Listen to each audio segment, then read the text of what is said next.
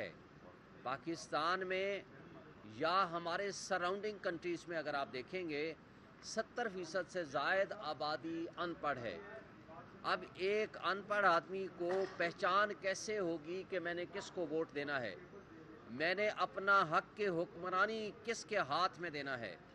کیونکہ جمہور کا فیصلہ ہی جمہوریت کہلاتا ہے۔ اگر آپ جمہور کو ڈپرائیو کر دیں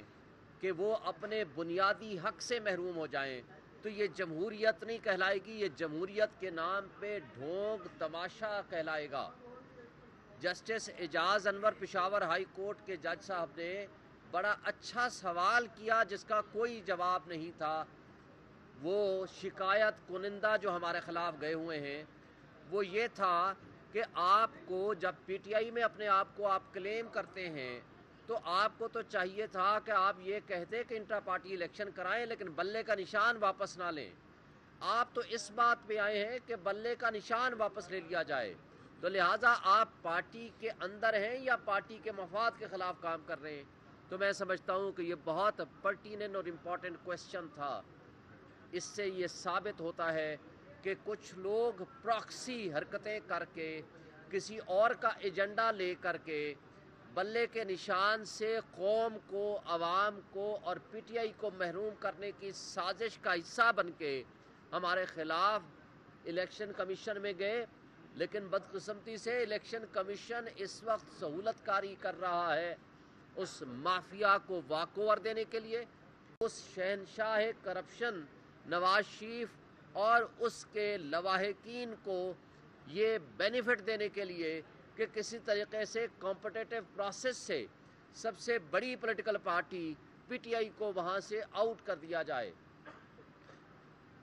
پرسوں ہی میرے حلقے سے جو کہ NA47 سے میں الیکشن لڑ رہا ہوں، ہمارے ایک دوست سوشل میڈیا کے اس نے سروے کیا جو کل آپ نے دیکھا ہوگا، جس میں 90% ہمارے ساتھ عوام اور قوم کھڑی ہے پی ٹی آئی اور ہم میرے ساتھ کھڑی ہے، جبکہ اس کے مد مقابل 10% سے بھی کم پی ڈی ایم کی تمام جماعتوں کو وہ ووٹ ملے۔ وہ پورے ایریا اور حلقے کا یہ ایک سروے تھا۔ اور پھر جب سروے ہمارے حق میں آنے شروع ہوئے، اس کے باوجود کہ الیکٹرانک میڈیا میں ہمارے اوپر بہت ساری پابندیاں عائد ہیں، کچھ نادیدہ لوگوں کے کہنے پہ یا مافیا کے ساتھ آشیرواد کرتے ہوئے، لیکن اس کے باوجود جب انہوں نے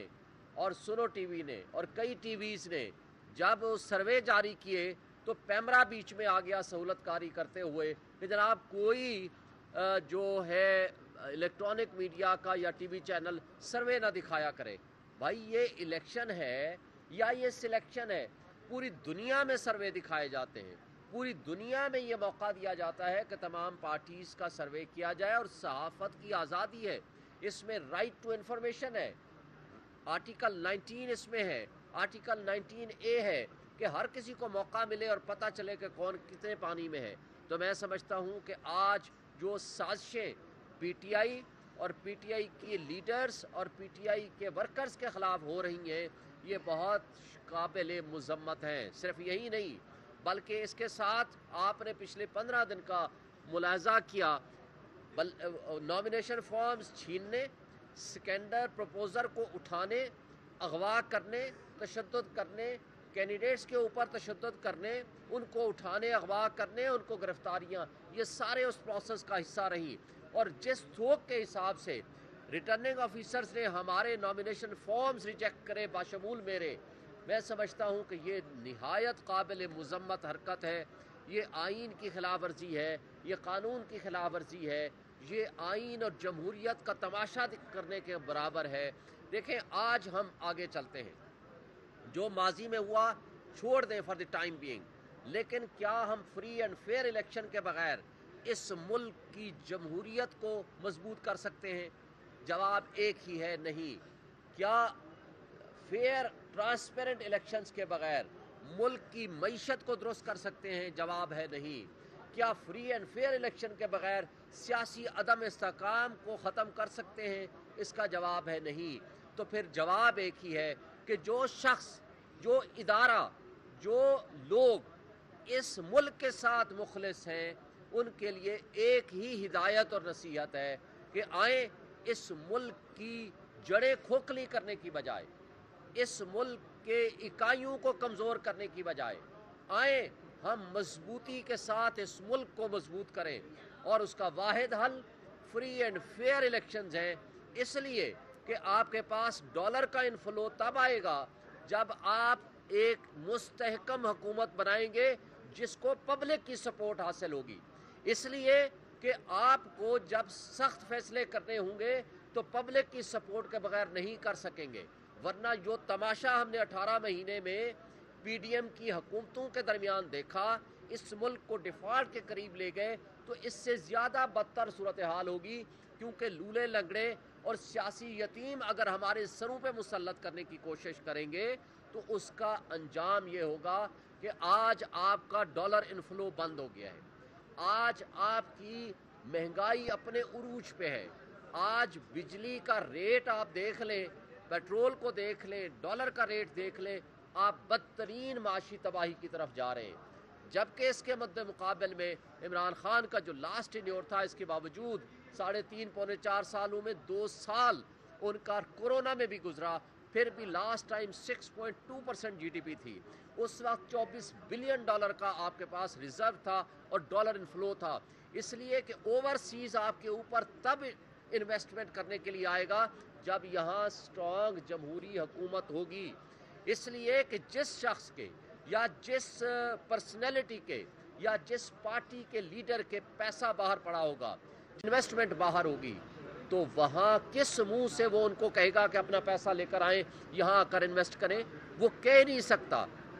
اس لیے میں سمجھتا ہوں کہ پی ٹی آئی کے ساتھ آج 80 سے 90% عوام کھڑی ہے، اور عمران خان واحد لیڈر ہے، ویژنری لیڈر ہے جس کے اوپر اوورسیز 100% ٹرسٹ کرتے ہیں، آج وہ اپنا پیسہ لے کر یہاں آئیں گے، انویسٹمنٹ کریں گے تو ہمارے ملک کو ترقی ملے گی، ہمارے ملک کی معاشی بہتری آئے گی، ملک میں سیاسی عدم استحکام کم ہوگا اور ہمارے مسائل کم ہوں گے، ورنہ یہ نیشنل سیکیورٹی بھی ایٹ رسک اینڈ کاسٹ ہو جائے گی اگر خدا نخواستہ اسی طرح ایک شخص عمران خان کی دشمنی میں تمام اداروں کو یرغمال بنا لیا گیا ہے اور تمام ادارے باندی بن کے مافیا کے سامنے سرنگو ہو کے کھڑے ہوئے ہیں، اور یہ قابل افسوس بات ہے، اس سے ہمارے ملک کو نقصان ہوگا، ہماری معیشت کو اور 25 کروڑ عوام کو نقصان ہوگا۔ شعیب شہین صاحب بتائیے گا، نہ بلہ مل رہا ہے، نہ وکٹیں مل رہی ہیں، نہ پچ مل رہی ہے، نہ فیلڈ مل رہی ہے، نہ لیول پلینگ مل رہی ہے،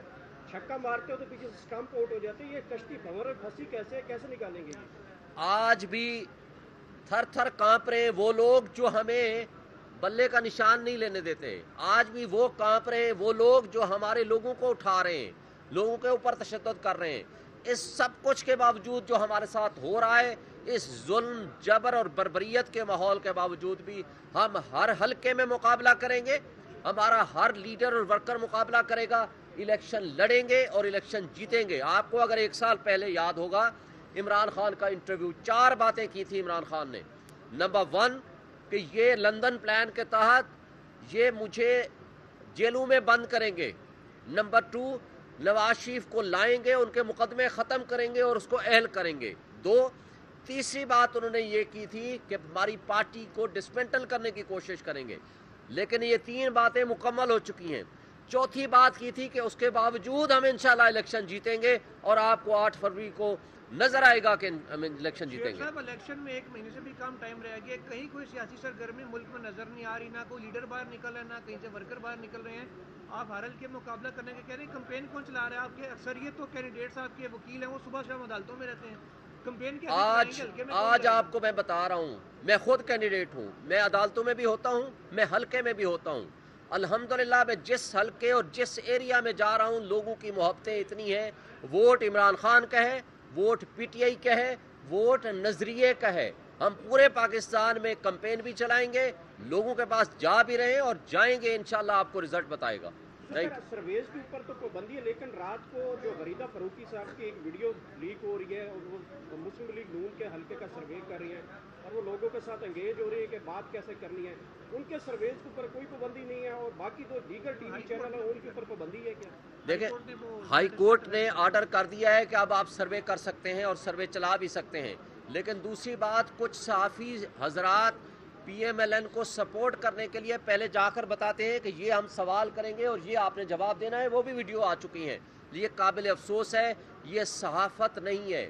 इसके अलावा जो कुछ हो सकता है मैं वो अल्फाज इस्तेमाल नहीं करता। Thank you. बल्ले के हवाले से पेशावर हाई कोर्ट में अभी तक डिसीजन नहीं आया, जबकि यहाँ पर भी आपने पिटीशन अपनी वापस ले ली है। आपको पूरा एतमाद है कि आपको पेशावर हाई कोर्ट से अच्छा फैसला? देखें, हम यहाँ इसलिए वापस लिए कि हमने वहाँ हाई कोर्ट में ये स्टेटमेंट दी हुई थी। इंशाल्लाह हम उम्मीद रखते हैं कि वहाँ से हमारे हक़ में फैसला आएगा, और अगर खुदा न खास्ता कोई इशू हुआ तो हमारा सुप्रीम कोर्ट का दरवाज़ा खुला है, हम दोबारा यहाँ आ जाएंगे। वो इंटरम आर्डर के खिलाफ आर्डर था जो हमने वापस लिया। Thank you.